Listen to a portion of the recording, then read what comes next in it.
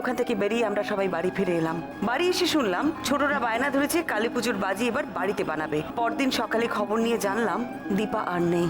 দীপাদের বাড়িতে রওনা হওয়ার আগে ও বাড়ির বড় ছেলে রবি এলো। ও বাড়িতে সবাই মাধুরীকে এমন দোষ দিচ্ছে যে সে নাকি পাগল হবার অবস্থায়। বলল মাধুরী যে নির্দোষ সেটা যেন আমি প্রমাণ করি। ও বাড়িতে পৌঁছলাম। মাধুরী সকাল থেকে ঘরের দরজা বন্ধ করে কাঁদছে। রুমা মাসিমা এখনো তার উপর অসন্তুষ্ট। মাধুরীর কান্নাকাটিতে লোকে যে অন্য কিছু সন্দেহ করতে পারে সেই ভয়ে কাঁটা।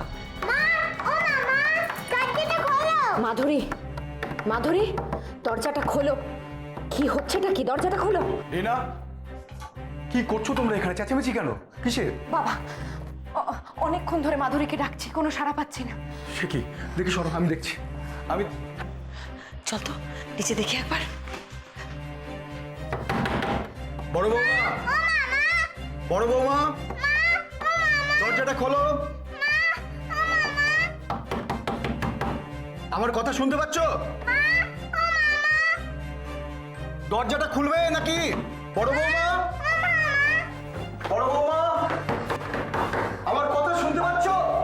দরজাটা খোলো না প্লিজ। কি হলো? বড় বৌদি এখনো দরজা খোলেনি? না রে, অনেকক্ষণ ধরে বাবা ডাকছে, কোনো সাড়া দিচ্ছে না। আমার মাথাটা এবার খারাপ হয়ে যাবে, আমার ভালো লাগছে না। বড় বৌমা, মাধুরী, বড় বৌমা, মাধুরী, দরজাটা খোলো। বড় বৌদি। মাধুরী কি করছে বলো তো? দরজাটা খুলছে না কেন এখনো? বড় বৌমা, বড় বৌমা, দরজাটা খোলো। বড় বৌদি, দরজাটা খোলো। মাধুরী, দরজাটা খোলো। এই ঘরের বাইরের দিকে নিশ্চয়ই কোনো জানলা আছে। যাই একবার গিয়ে দেখে আসি। মাধুরী, কথা শোনো, দরজাটা খোলো। তুই এখানে থাক, আমি একটু আসছি। মাধুরী,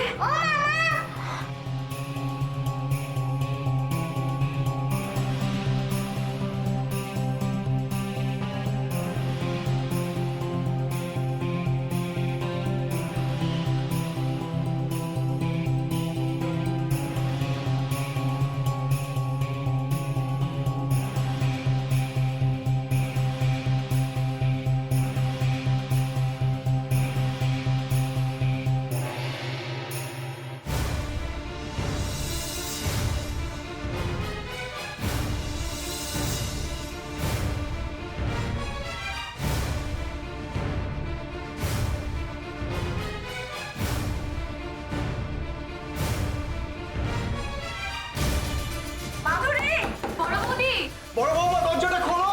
কি হচ্ছে নাকি? দরজাটা খুলতে না তখন থেকে। সেটা একটা সঙ্গের বাড়িতে।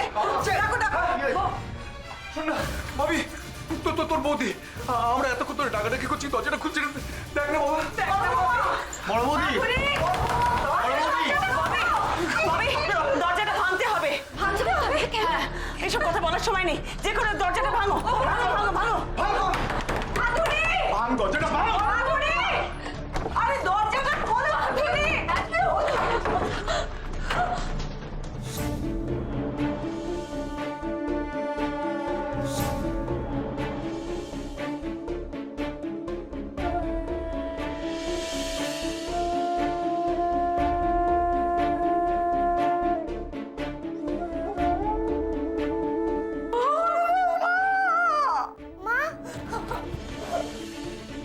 বড় বৌদি,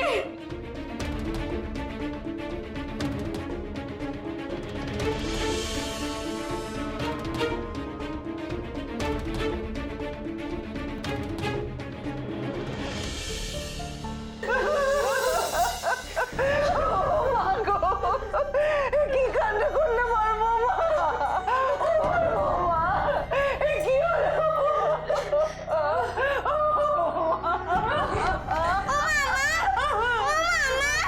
দিদি, তুই ওকে নিয়ে যা, তুই ওকে নিয়ে যা এখান থেকে। রীতি, রীতি, এসো। রীতি, এসো, এসো, এসো, এসো, নিয়ে যাও ওকে।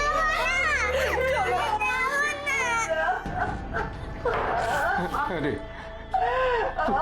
তোর বড় বৌদি এটা কি কি করলো বলতো? এভাবে এভাবে নিজেকে শেষ করে দিল।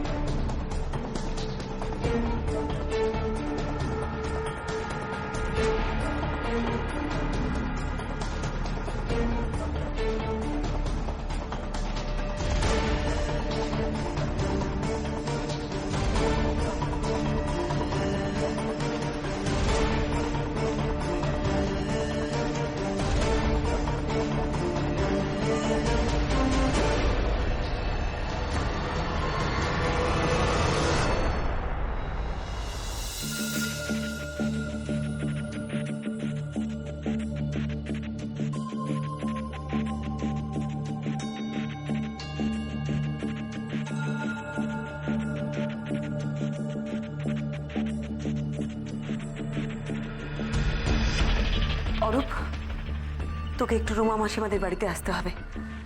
এখানে একটা দুর্ঘটনা ঘটে গেছে।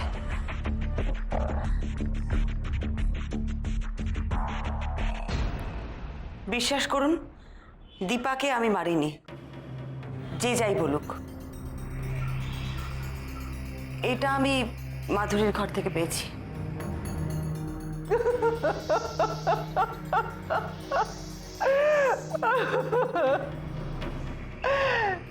তুমি কি করলে বড় বৌমা? আমাদের এত বড় সর্বনাশা তুমি কেন করলে মা?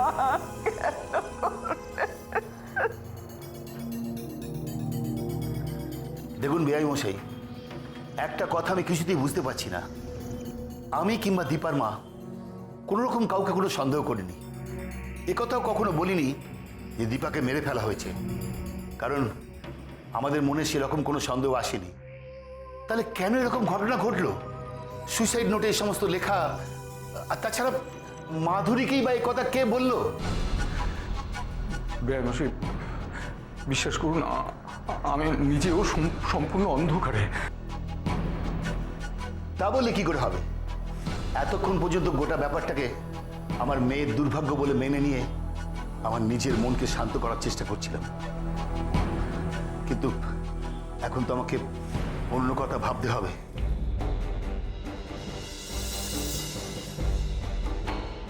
তাহলে এই বাড়িতেই এমন কেউ আছে যে সন্দেহ করে দীপাকে মেরে ফেলা হয়েছে।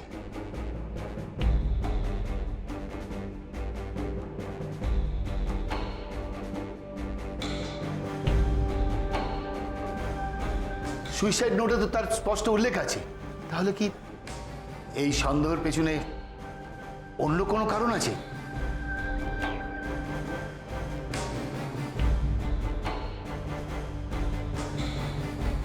না না, কোনো কারণ নেই। বিশ্বাস করুন বেআই মশাই, উনি কিচ্ছু জানেন না। যা বলার সব তো আমি বলেছি। ওর ভুলো মনের জন্য ও অনেক বকা খেয়েছে আমার কাছে, অনেক বকেছে, কিন্তু কখনো কোনো কারণে আমি ওকে দোষারোপ করিনি। আমার বড় বৌমার বড্ড ভুলো মন ছিল, সব কিছু ভুলে যেত। তাই ভেবেছিলাম যে হয়তো মনের ভুলে বা অন্য মনস্কতায় কিছু একটা করে ফেলেছে, হয়তো হয়তো গ্যাসের নবটা খোলা রেখেই চলে এসেছে মনের ভুলে। তাই অনেক বকাবকি করেছিলাম, রাগ করেছিলাম, কিন্তু কখনো বলিনি যে ও ইচ্ছে করে এমন একটা কাজ করেছে। কখনো বলিনি, বিশ্বাস করুন। কাল এই বাড়িতে যে ঘটেছে তা আমাদের চোখের আড়ালে ঘটেছে। কাল আমার মেয়েটা চলে গেল, আজ এ বাড়ির বড় বউ। সত্যি করে বলুন তো বেয়ান, কিছুই কি ঘটেনি? তাহলে কেন শুধু এই বাড়ির বউয়েরাই? জি জি জি জি, এভাবে বলবেন না বেন, দয়া করে এভাবে বলবেন না। আমি আমার বৌমাদেরকে আমার মেয়েদের মতোই ভালোবাসতাম। হ্যাঁ, বকাবকি করেছি অনেক যখন ওরা ভুল ত্রুটি করেছে, কিন্তু তাই বলে আমি ওদের ছি, ছি, ছি। আমি ভাবতেও পারি না, বিশ্বাস করুন। আরে আরে তোদের সামনেই তো আমিও ওদের বকাবকি করেছি। বল না, তোরা কিছু বল না। মেসোমশাই, মা একদম ঠিক কথা বলছে। বড় বৌদি নোটে কেন এরকম লিখলো আমরা সত্যিই বুঝতে পারছি না। মায়ের কাছে বড় বৌদি প্রায় বকা খেত ভুলে যাওয়া স্বভাবের জন্য। মাসিমা, মাধুরী কাউকে কি করে মারবে? আর আমাদের মনে ঘুণাক করে এই সন্দেহ আসেনি যে মাধুরী দীপাকে মেরেছে। বিশ্বাস করুন মাসিমা, বিশ্বাস করুন।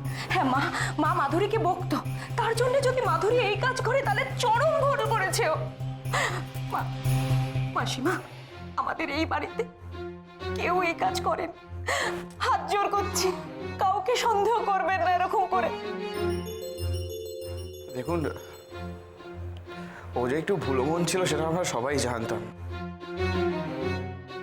তাই নিয়ে আমরা অনেকে অনেক কিছু বলেছি, কিন্তু কিন্তু সে যে ইচ্ছে করে ওই সিলিন্ডার বাস্ট করিয়ে দীপার, আমরা এসব ভাবতেই পারি না। বাড়িতে এত বড় একটা অ্যাক্সিডেন্ট হলো, কারোর মাথা ঠিক ছিল না। আমরা সবাই ভাবছিলাম কি করে গ্যাসটা লিক করলো। হয়তো কেউ ভুল করে, আমরা এই ব্যাপারেই আলোচনা করছিলাম। আমরা সবাই জানতাম যে বড় বৌদি একটু হাইপার টেনশনে ভোগে। আমরা জানতাম। আমি তো দিদির ওপরই কত চেঁচামেচি করলাম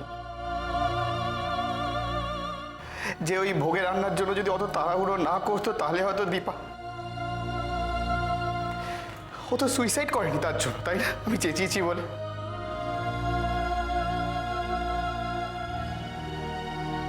বেয়ামশাই, আপনি তো শুনলেন বাড়ির সবার কথা। দেখুন, আমাদের বড় বৌমার ভুলো মন ছিল এবং তার জন্য অনেকে হয়তো ওকে বকাবকিও করেছে, কিন্তু আমরা কেউ কখনো এটা বিশ্বাস করিনি যে ও এটা ইচ্ছে করে। আপনি বিশ্বাস করুন, ছোট বৌমা মানে দীপাকে আমরা খুব ভালোবাসতাম। কিছু মনে করবেন না বেআই মশাই, এই গোটা ঘটনাটা না ঘটলে হয়তো আমি অন্য কিছু ভাবতাম, কিন্তু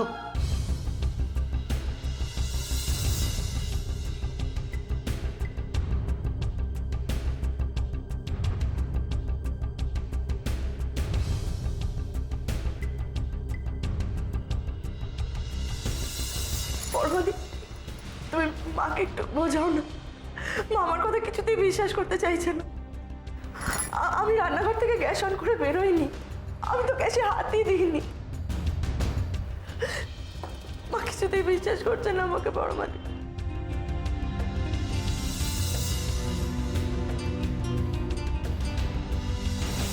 বাড়ির সবাই বলে বলে না ওর মধ্যে একটা কমপ্লেক্স গ্রো করে গেছে, ওই বোধহয় ভুলটা করেছে। কিন্তু বিশ্বাস করো পরমা বৌদি, আমি জানি তোমরা বিশ্বাস করো, ও কোনো ভুল করেনি।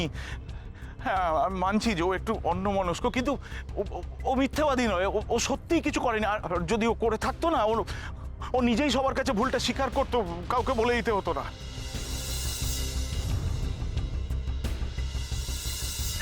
আমি জানি এখন বাড়ির সবাই যথেষ্ট শোক পেয়েছে, এখন ভুলভাল কথা বলবে, কিন্তু এইগুলো বারবার বলায় কি হচ্ছে বলো তো? মাধু না নিজেকেই দোষী ভাবতে শুরু করেছে। পরমাবধি, মাধু অত্যন্ত নরম মনের একটি মেয়ে। বিশ্বাস করো, এই মানসিক চাপটা না ও সহ্য করতে পারবে না, ও পাগল হয়ে যাবে। আমি তো জানি, আমি তো নিজের কানে শুনেছি বাড়ির লোকেরা কি বলেছে। সবাই তো মাধুরীর ভুলের কথাই বলেছে, কেউ একবারের জন্য বলতে চায়নি যে ও ইচ্ছে করে মেরেছে। তাহলে সুইসাইড নোটে এই কথাটা মাধুরী কেন লিখলো? অন্য কোনো কারণ আছে কি? মাধু, মাধু কোথায়? মাধু কোথায়? বাবা রবি, বাবা, মাধু, মাধু কোথায়? রবি, সব শেষ হয়ে গেল রে বাবা। সব শেষ শেষ হয়ে গেল। তোমরা বলে বলে দেখেছো তো মাধুকে? তোমরা সবাই মিলে পরমাবতী, আমি বলেছিলাম না তোমাকে? আমি বলেছিলাম তো, হ্যাঁ, যে না একটা কিছু হবে, এই চাপটা মাধু নিতে পারবে না। আমি তোমাকে বলেছিলাম তো। এই দুর্ঘটনাটা ভয় আমি পাচ্ছিলাম, দেখলে তো আমার কথাটা ভুলে গেল। রবি, কোথায় কোথায় মাধু, কোথায়? একটু শান্ত হ। বাবা শান্ত, মাধু কোথায়? মাধু, রবি, রবি, সব রবি গো। মাধু,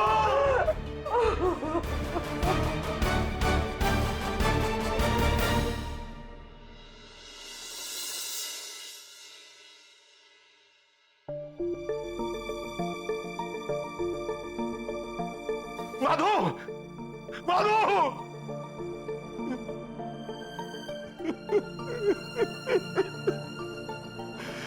কেন করলে এটা? মাধু, এটা কেন করলে? এখন আমার কথা ভাবলে না? ছোট্ট মেয়েটার কথা ভাবলে না কেন? আমি জানতাম এরকম একটা কিছু হবে। যখন তুমি ফোনটা করেছিলে তখনই আমার ভয় তো দেখেছিল।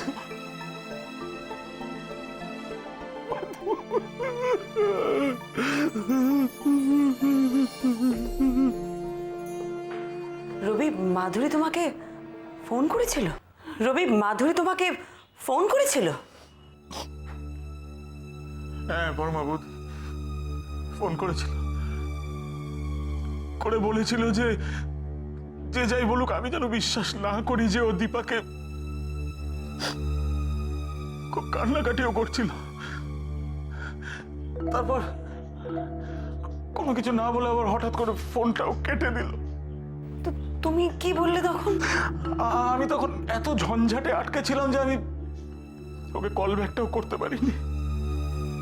এই জন্য কি তোমার মনে হয়েছিল যে ওর উপরে মানসিক চাপ পড়ছে? হ্যাঁ পরমাবুদ, আমি যখন ভোরবেলা ফিরে এসে যখন ঘরে ঢুকছি, আমি দেখছি তখনও এই যে এই দরজাটার কাছে দাঁড়িয়ে আছে।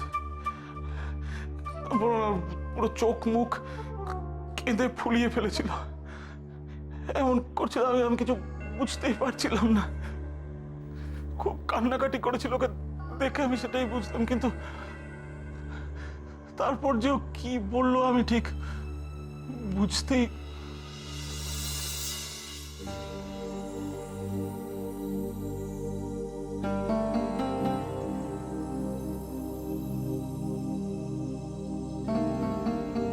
মাধু,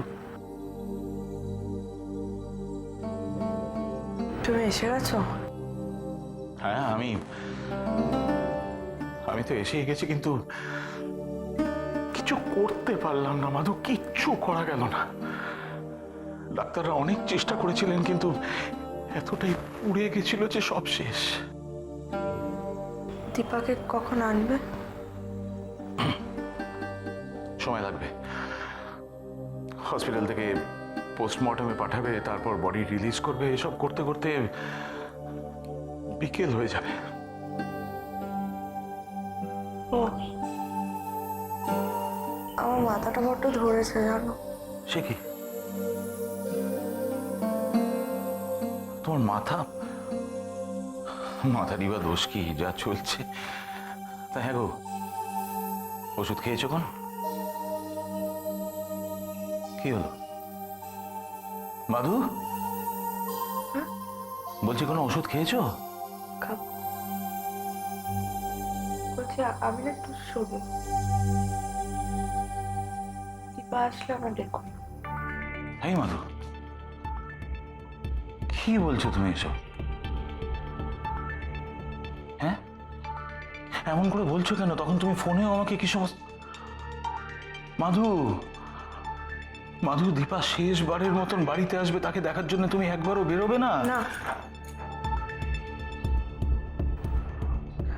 মাথাটা বড্ড ধরেছে, বাবা একটু শোবো। তুমি যাও, যাও না, একটু শোবো, যাও।